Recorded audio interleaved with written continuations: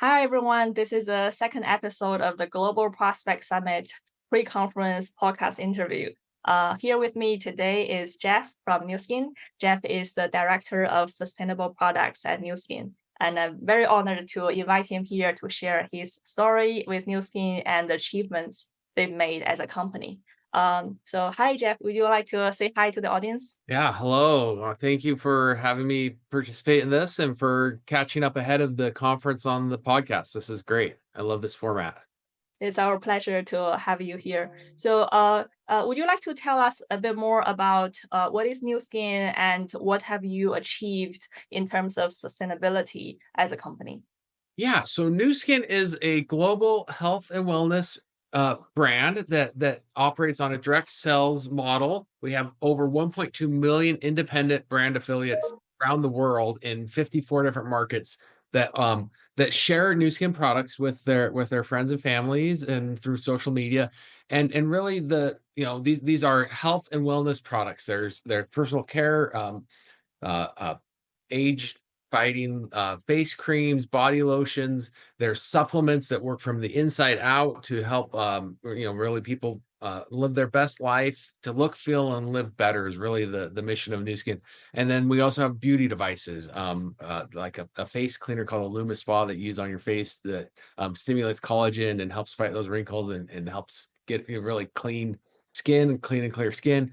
We also have some other a well spa that's a recovery device that helps your muscles and skin throughout your body recover. So we have a lot of great products, and what's awesome is that these great products really drive an ecosystem of brand affiliates that mentor each other, that really have an opportunity to build their own business and really change their lives. And then another piece of this is we have a real mission to be a force for good, to take kind of this business and impact people's lives that are less fortunate. We have a product called Vitamil that is a product that brand affiliates can purchase and then donate to fight hunger around the world, in Africa and China and other parts of the world, that these kids can come to school, and then when they come to school they can eat this Vitamil and not be hungry. And so there's just a lot of great things. And so Nu Skin was founded in 1984 with this mission to help people look, feel, and live better, and then to be a force for good in the world. And sustainability has always been a part of it. The founders wanted a product that was all of the good and none of the bad. It's kind of started in that clean skincare environment, and that's what they started with. And that legacy has continued. Our formal sustainability program started in about 2018, with some commitments to improve the packaging, to reduce plastic waste, to to responsibly source palm oil, that one of the main ingredients in our skincare products, and then to support the communities where we operate. I started at Nu Skin in 2001 and really have taken over kind of stewardship of that program in improving our products, improving the way we source our products, our corporate impacts, as well as our supply chain. So that's kind of a rundown about that. So That's amazing. I have to add my personal take on this story because I'm also a personal supporter of the Force for Good Nu Skin Foundation. As a child, I was already doing fundraising activities, saving up my pocket money and then donate for Vitamil. It planted a little seed in me to see the bigger picture, and there was a mission in me to kind of fight for people who are less fortunate than I am. And it was really grateful. It changed my life. So that's why I was also hoping to introduce Nu Skin to the audience and share some best practices as corporate responsibilities and as sustainable journey to better cooperation. So I believe it can't be easy, right? Making profit is obviously the first priority as a company, and for so many years, Nu Skin has impacted like such a global population. What were some of the difficult business decisions your team had to make to be able to deliver what you want to achieve in terms of sustainability and the product? yeah, so we have like really these grand ambitions. We want to do, as we want to be able to deliver responsible consumption. We want our customers to be able to feel really good about the products they use, and have those products not hurt the planet or hurt the communities, the people in the communities that produce the ingredients that go into them. So that's our goal.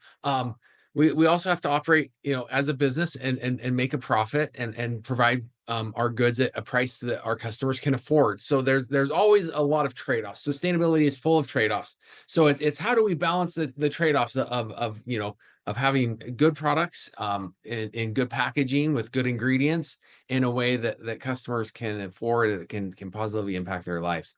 So the real challenge is how do we add value? What can we do to change these products to bring efficiency to do things in ways that are more efficient, that cost less, that allow us to do things better? Can we find savings in our operations? Can we save energy in our manufacturing process so we can maybe invest a little bit in a more eco-friendly packaging?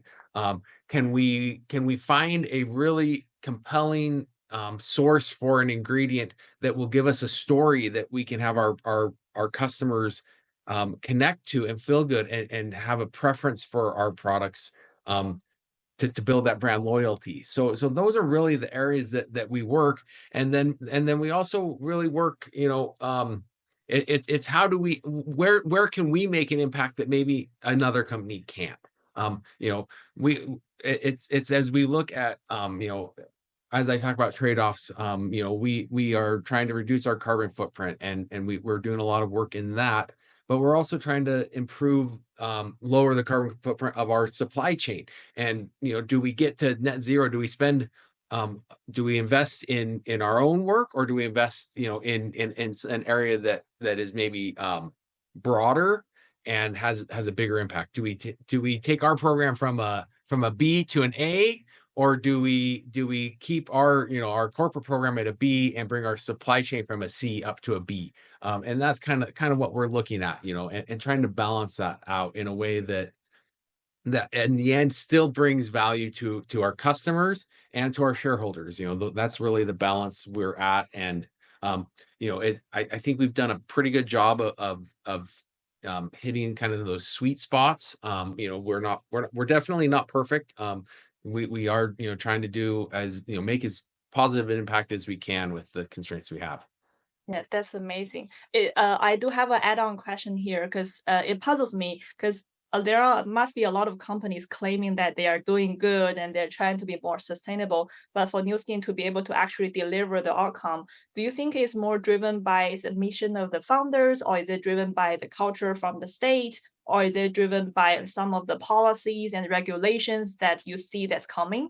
What is the motivation and drive that keeps the company self-disciplined and delivering to target? Because this is not as a priority for any like stakeholders or share owners, right?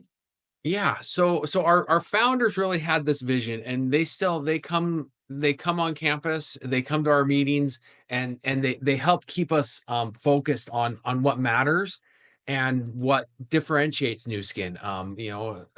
You mentioned this personal connection that you have with New Skin, and that's the value of that is immense. It's something that the life, you get into what's the lifetime value of a customer, and when you can truly tap into that emotion and do things in a way that matter, that really is just immensely valuable to a company. So our founders keep us focused on that.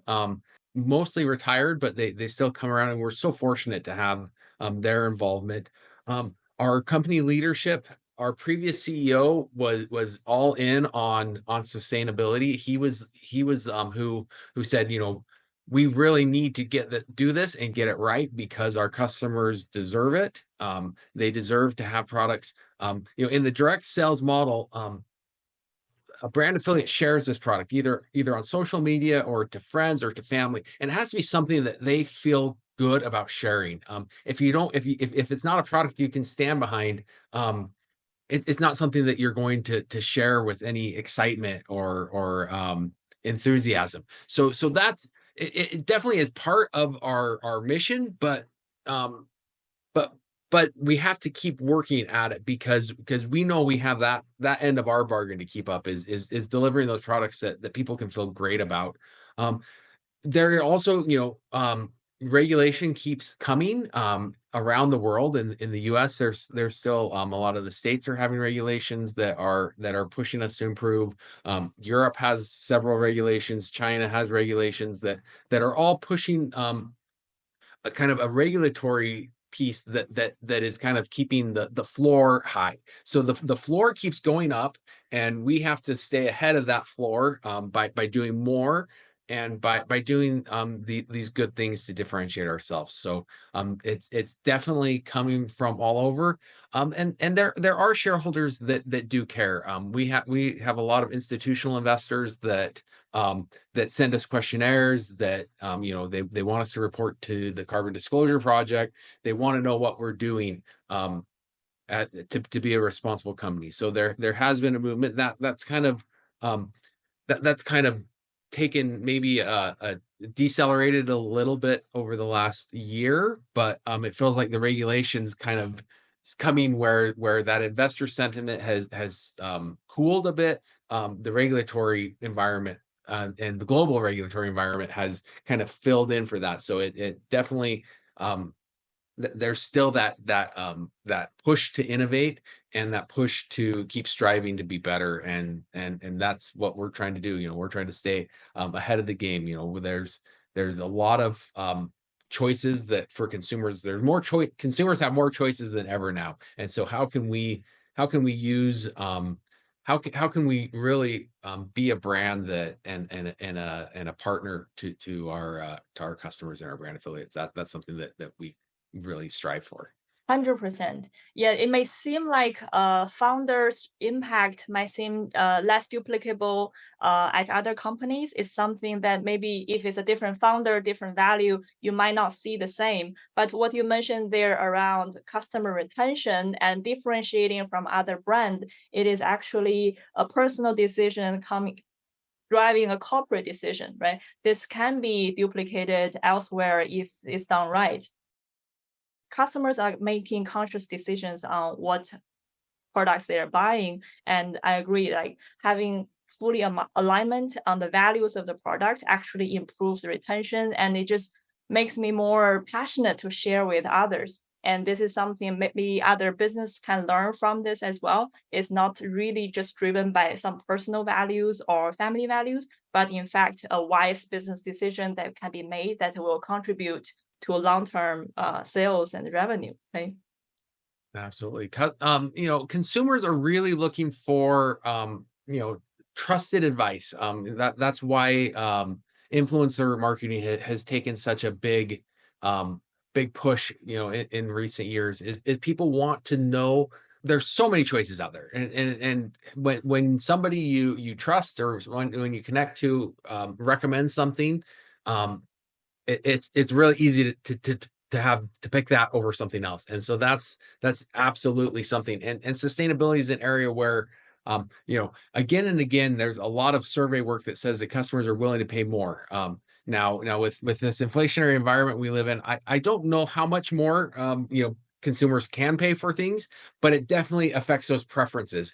They will select something that is in a good packaging, or that has a lower carbon footprint, or has sourcing from known sources that are sustainable, that are good, that have social benefit to the sourcing. So that's really something that I think every company should look at, is how do you differentiate yourself, and how can you meet your consumers where they're at with what they're looking for. And it's tricky because everyone um, consumers are so complex, and they have so many different things. What matters to me might not matter to you, but it's how do we deliver kind of a suite of features that can touch on, connect to our consumers in a positive way, and in a sincere way. Because I'll tell you what, consumers are more savvy than they've ever been. And when they can sniff out the BS, they can sniff out any like false claims, or anything that's not sincere.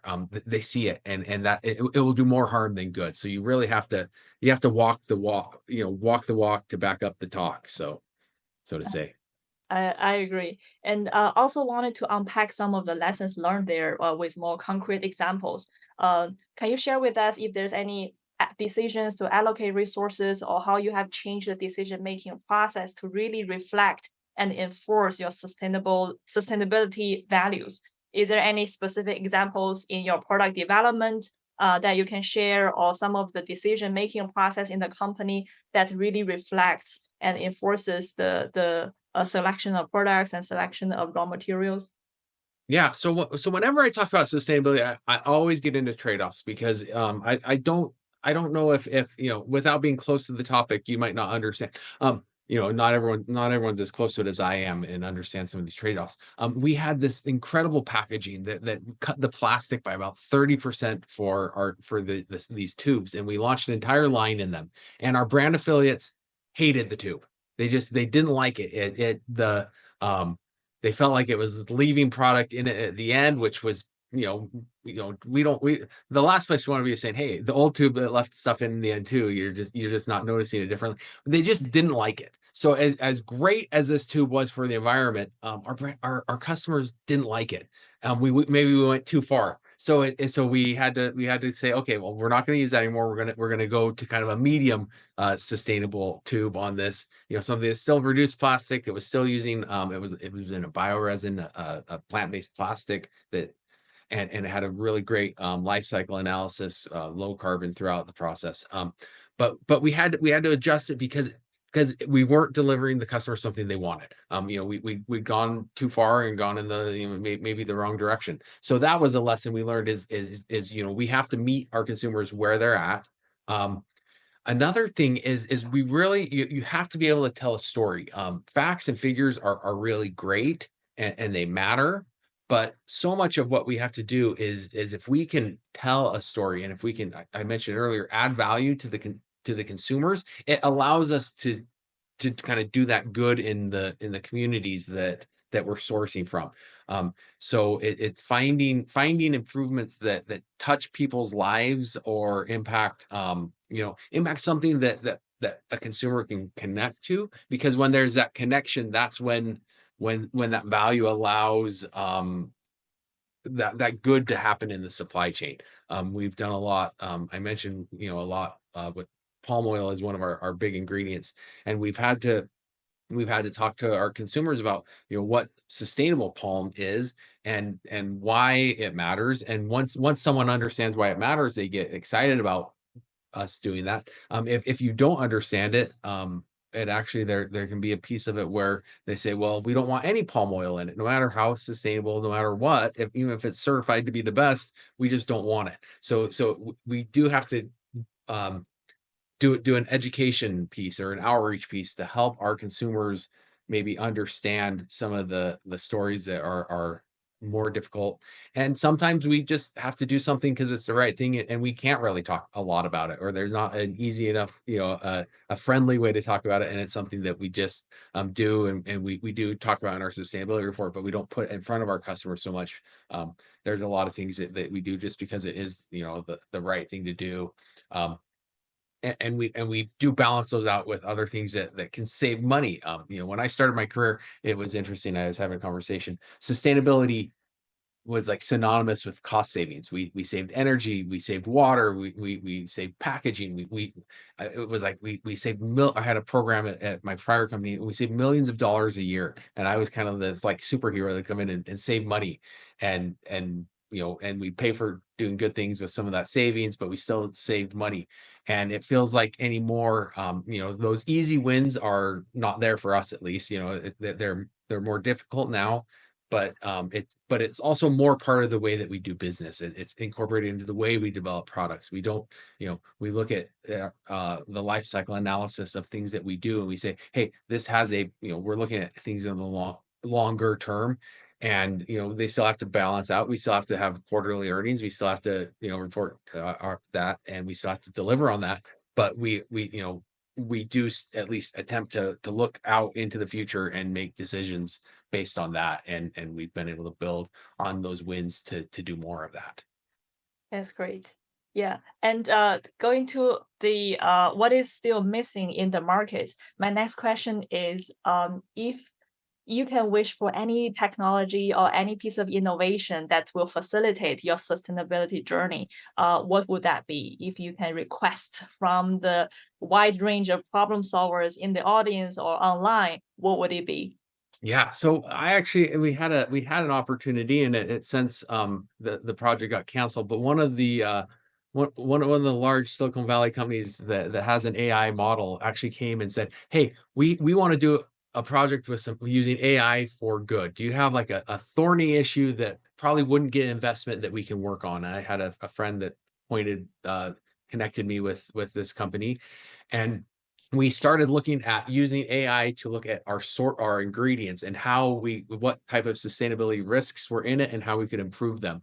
Because we have like 18,000 ingredients in our products, and I can go through the top risks. I know palm is, our number one risk, and I can know that the mica in some of our makeups, that's our number two risk. I know that sourcing tea is, has a lot of issues, but I don't know about these 18,000 ingredients. So I said, hey, let's take AI, let's take a large language model, let's give it some training, and let's have it address that. Unfortunately, their funding got cut on this program. So if I had my chance to wave my magic wand, and we tried. I'm still, that's what, like, my own personal learning journeys. I'm trying to I'm actually working through.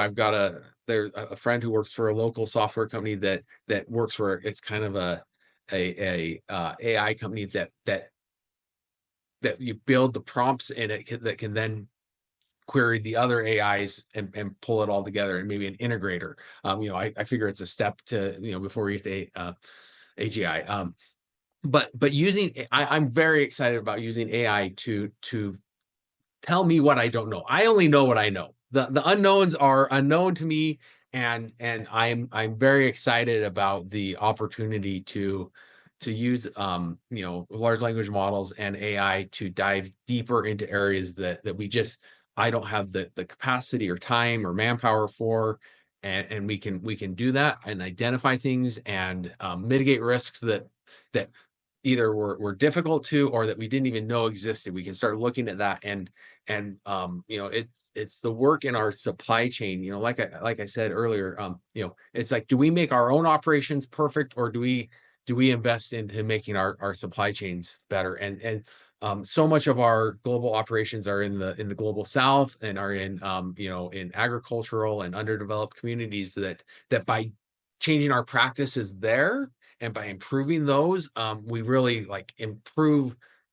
people's lives. Having people farm an ingredient that goes into a high value cosmetic product, instead of making animal feed, that can change their lives, and they can make enough money that their kids can then go to school. So that's most of all, I'm very you know I when I think of like what am I going to use AI for in my job, it's going to be to find those risks. And I'm in that personal journey of like, how can I do it? I've done a little bit of it, but I'm learning myself of how better to do that, and looking for partner companies that maybe can do that. It's not going to be the number one profitable way of using it, but it's a really meaningful way. So it's something that I'm attempting to pull together. So very good at that. I'm glad you came to the Global Prospect Conference. I'm sure through the Silicon Valley conference or through the Beijing or London conference, your wish will be like coming true. So I'm sure you'll be approached by with a lot of pitch decks and startup founders with the exact solution you will need. We do have a lot of very talented problem solvers in our audience, and now you've heard Jeff's request. So keep working on your models and then use AI for something good. That's amazing. And now, speaking about the global audience, Jeff, a final question is: do you have any questions or any questions you want to ask to our Beijing speakers or our London speakers, or is there like a message you want the GPS committee to carry forward for you? Well, what I am excited about being involved in this is just seeing what problems other people are working with, what solutions they found. It might not apply perfectly to what I'm doing, but we're all trying to deliver value to customers in one way or another, and we all have an approach to doing it, and you can learn so much from what other people are doing, even in different spaces. So I'm really excited to be a part of this and to learn from what everyone else is doing. And yeah, so just to learn and to, you never know what that connection you say, that a few years down the road, you might say, hey, I remember somebody talked about this at Global Prospect Summit. Maybe I'll reach out to them, and it might be the perfect connection. And so the world is changing rapidly. The problems are coming at us fast. So we've got to get better at solutions and get more creative. And I think that's what a group like this, that's the hope and the ambition of a group like this is coming together to solve all types of problems, and then to kind of mix it all together, and then you see, something might come out that wasn't exactly what you intended, but it was, even better than what you'd hoped for. Okay, that's the exact wish of our Global Prospect Summit committee. So, as a reminder to our audience, the Silicon Valley conference will be on April 26th on Saturday, and on May 18th, it will be in Beijing, and on June 14th, on another Saturday, it will be in London. So, looking forward to see what magical connections will be made through this dialogue, and looking forward to see you in person. All right, thank you, everyone. Thank you, Jeff. Thank you.